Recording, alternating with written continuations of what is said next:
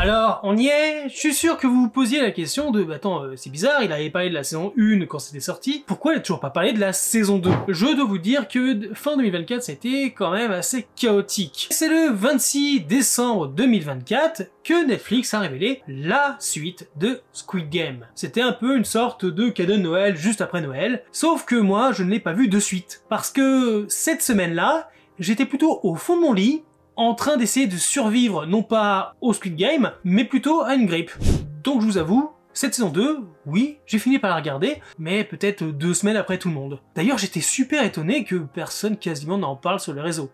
Mais à juste titre, est-ce que cette saison 2 est, comme beaucoup de gens le disaient, une hérésie, un drama, ça n'a pas besoin d'avoir une saison, ou est-ce qu'elle est bien?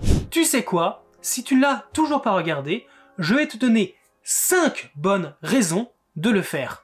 Et reste bien jusqu'à la fin, car je te donnerai une ultime raison pour laquelle il ne faut pas que tu regardes cette saison 2. Wow.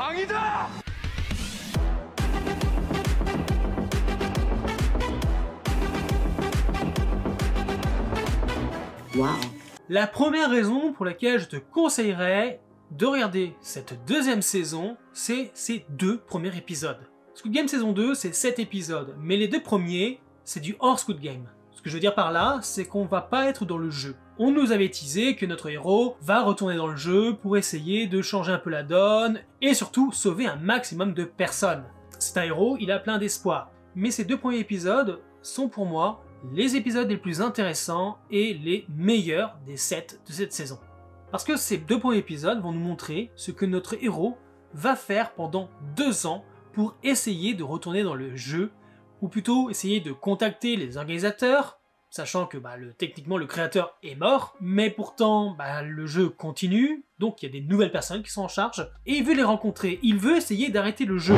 Et c'est pour cela qu'il va utiliser les 456 milliards de won pour retrouver déjà le recruteur, et grâce à sa rencontre, peut-être réussir à discuter avec l'organisateur. Et si on trouvait que les jeux en eux-mêmes étaient violents, le recruteur, c'est pas un enfant de cœur. Et c'est là que c'est intéressant. Parce que le recruteur est sans doute l'un des méchants, l'un des hommes les plus... Je ne saurais pas quel mot utiliser. C'est un taré. T'as l'impression que le gars, il a été formaté, je sais pas, fait subir un lavage de cerveau au point que chaque action dans sa vie pour interpeller des gens se base sur des jeux. Il n'a aucune peine à tuer des gens en jouant. C'est une horreur. L'acteur, Gonyo, est extraordinaire dans ce rôle. C'est pas pour rien qu'il a été surnommé le Joker coréen. C'est un truc de fou.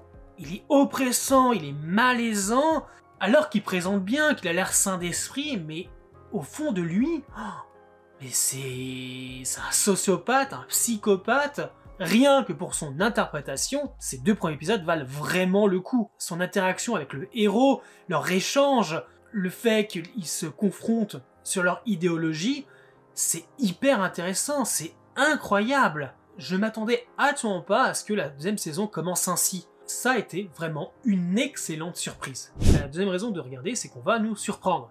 J'avais vu sur la plupart des réseaux que les gens se plaignaient déjà avant même que la saison commence, avant même qu'ils aient vu 1 minute du premier épisode de cette deuxième saison, que ça allait être ouais ok, on va retourner sur l'île, on va refaire les jeux, ça va être les mêmes et blablabla, bla.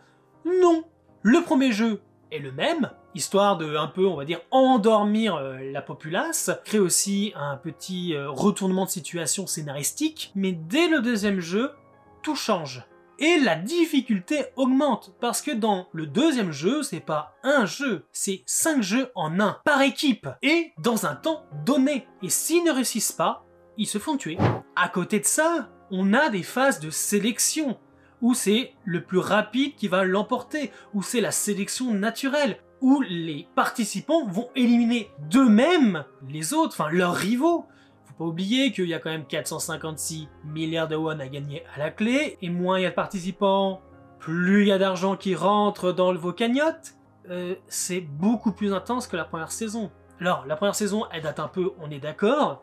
Je me souviens pas que j'avais vu autant d'intensité. Je crois que cette saison 2 est bien plus sanglante que la première saison. La première saison, t'as peut-être un peu le terrain sur le thème, et cette deuxième saison, on y va à fond.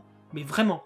Nouveau jeu, nouvelle intensité, plus de sang, et plus d'exploration de la psyché humaine et surtout du fait que l'être humain est profondément égoïste. Et s'il peut éliminer autrui pour gagner quelque chose, il le fera sans hésiter. La troisième raison, c'est qu'on va arrêter de nous montrer juste le jeu. On va nous montrer beaucoup plus les coulisses. Qui est aux commandes, jusqu'où les personnes sont prêtes à aller pour empêcher notre héros de réussir son entreprise, ce qui fait que notre héros est seul face à une armée. Et cette armée, on va vraiment la voir s'organiser.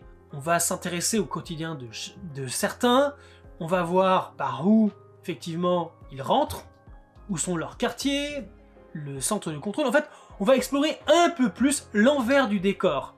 On va aussi nous révéler pas mal de visages de ces staffeurs. On va les appeler comme ça. On va pas s'y tromper, c'est pour un peu les humaniser. Mais comment on peut humaniser des bêtes? Faut quand même le dire, ce sont des gens qui très souvent ont été embarqués dans cette histoire, embauchés, alors qu'ils étaient jeunes. On leur a sans doute proposé de l'argent, et puis eux, ils survivent, ils sont du bon côté de la barrière. J'ai pas le souvenir dans la première saison, pareil aussi, qu'il y avait cette histoire de trafic d'organes. Ou alors, c'était peut-être mentionné de récupérer des organes qui pouvaient encore fonctionner pour après en faire je ne sais quoi, mais là, vraiment, on nous implique que le jeu sert de couverture à différents commerces, dont du trafic d'organes. Et apparemment, un trafic d'organes dont le frontman, donc techniquement le mec qui est le numéro 1 sur le jeu, ne semble pas au courant. Enfin, ça on le sait pas, on le verra peut-être un peu plus tard. Ce qui m'amène en finale à la quatrième raison de regarder cette saison 2, c'est l'intérêt qu'on va porter à tous ces staffeurs, à tout le personnel du jeu. Je vous le disais, on en voit certains à visage découvert. Déjà, le frontman, joué par Lee Bo-yoon, va prendre la place du joueur numéro 1, enfin 001. Nous, on sait qui il est, on sait qu'il y a Anguille sous roche, mais notre héros ne le sait pas. Et c'est là l'intérêt, c'est que on s'attend à chaque instant que notre frontman, camouflé, les trahisse. On voit les choses se mettre en place, on voit toute cette construction pour justement prouver au héros que son entreprise est vouée à l'échec. Et les choses vont aller bien plus loin. Mise en place d'une rébellion, beaucoup de morts dans les deux camps, une bataille épique dans les fameux escaliers colorés qui sont juste un décor absolument incroyable, et évidemment certaines mises en scène, ainsi que la mort de personnages proches du héros pour renforcer sa détresse. Mais s'il y a bien un personnage qui, moi, m'a le plus marqué, et je dis pas ça uniquement parce que c'est une actrice que j'apprécie énormément, c'est notre staff numéro je sais plus combien, qui est une réfugiée nord-coréenne, qui s'est enfuie après avoir tué son supérieur, très peu de temps après qu'elle ait accouché, qui met tout en œuvre, qui gagne de l'argent publiquement pour payer un détective pour retrouver son enfant, même s'il n'y a pas trop d'espoir, et qui remet en question le bien fondé de ses actions. C'est fabuleux d'explorer ces différentes thématiques. Moi, je suis fan. Je dirais même que cette saison 2, je la préfère à la première saison. Donc, cinquième raison, cette saison 2 est ultra qualitative. Je sais que la pertinence de beaucoup de gens regardant les dramas depuis quelques années, c'est qu'un drama ne doit pas avoir plusieurs saisons, c'est n'importe quoi, c'est de l'américanisation, et pas mal d'autres arguments que je qualifierais de bullshit, mais ça on en parlera dans une prochaine vidéo que j'espère réaliser cette année. Cette saison 2 est sans doute l'une des meilleures deuxièmes saisons pour un drama que j'ai pu voir depuis que je regarde des dramas. Et ça remonte à très loin. Elle est hyper qualitative. Je vous l'ai dit dans les 4 premières raisons, c'est que on a plus d'intérêt, c'est plus intense, il y a plus d'action, plus de sang, plus de détresse. On est littéralement plongé au cœur de l'antre du loup. Le loup s'est même infiltré dans notre meute, prêt à nous trahir à chaque instant. On a de la remise en question, on a des personnages hauts en couleur. Je parlais là du rappeur qui est joué par T.O.P, qui, même si on peut détester T.O.P pour son histoire de drogue en Corée machin, mais nous on n'est pas coréens donc on s'en fout, il est juste excellent. Qui a détesté le personnage de T.O.P dans cette deuxième saison? On l'a tous kiffé, honnêtement. Et puis, de toute façon, il y a un excellent casting. Non, je le dis, cette saison 2 est hyper qualitative. L'une des meilleures qui m'était donnée de voir. Donc voilà, ce sont mes 5 raisons de regarder cette saison 2. Je le dis direct. Je ne m'attendais à rien pour cette deuxième saison. Squid Game n'est pas un drama qui m'a profondément marqué, même si j'ai fait une vidéo dessus. Donc la saison 2, je m'en fichais un peu. Puis surtout, cette saison 2, c'est pas l'auteur qui l'a voulu, c'est vous. Vous les fans. Vous qui qui avez regardé la première saison. Vous les créateurs de contenu qui avez fait des vidéos, autre chose. C'est votre demande qui a fait exister cette deuxième saison. Et théoriquement, j'aurais dit, c'est une mauvaise idée. Mais quand je vois le travail fourni par le créateur, par ses équipes, je me dis que pour une fois, vous avez eu raison d'insister. Maintenant que ceci est dit, je t'ai donné mes 5 raisons pour lesquelles il faut que tu regardes cette saison 2 de Squid Game. Quelle est cette ultime raison pour laquelle il ne faut pas que tu la regardes? Tout simplement parce que, et ça je plains un peu les équipes de Netflix et surtout leur manque de communication, c'est que cette saison 2, elle n'est pas complète. C'est une demi-saison, alors que d'habitude on aurait partie 1, partie 2, voilà, comme c'est arrivé sur The Glory, où on avait la partie 1 qui avait été diffusée avant Noël et la partie 2, genre 3-4 semaines après, pour faire une saison de 16 épisodes. Quand on nous a balancé cette saison 2, on savait qu'il y avait déjà une saison 3, mais on ne savait pas du tout si c'était une saison 3 saison, vraiment, et non pas la deuxième partie de cette saison 2. En fait, les communications françaises parlent de saison 3, mais il faut voir, en fait, sur les posters de communication de pub coréenne, si c'est marqué Squid Game saison 3 ou Squid Game saison 2 partie 2. Donc la raison pour laquelle il ne faut pas que tu regardes, et bien tout simplement, cette saison 2 n'est pas complète.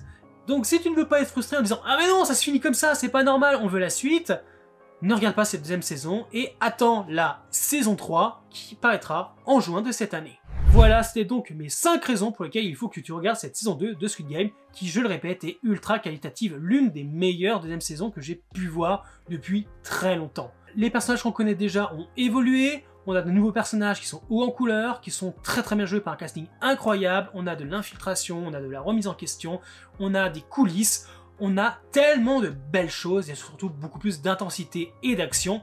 Je ne parlerai pas de masterpiece ou d'un truc extraordinaire, mais je l'avoue, des 2 saisons sorties, cette saison 2 est ma préférée. Voilà, n'hésite pas à me dire si tu as vu cette saison, si tu comptes la voir, je t'ai donné envie pour quelques raisons. Bref, j'espère que la vidéo t'a plu, je sais pas combien de temps elle a duré, mais ça devrait être une petite vidéo. En tout cas, n'hésite pas à lâcher un like, un commentaire pour le signifier, et surtout pour soutenir la chaîne. Je vais essayer de reprendre un rythme un peu plus régulier, il faut dire que ce début d'année a été un peu chaotique, mais je vais donc essayer plus régulièrement de sortir de nouvelles vidéos. Alors je vous dis à bientôt pour une nouvelle et bien sûr de commentaires. Bye dans ma voix.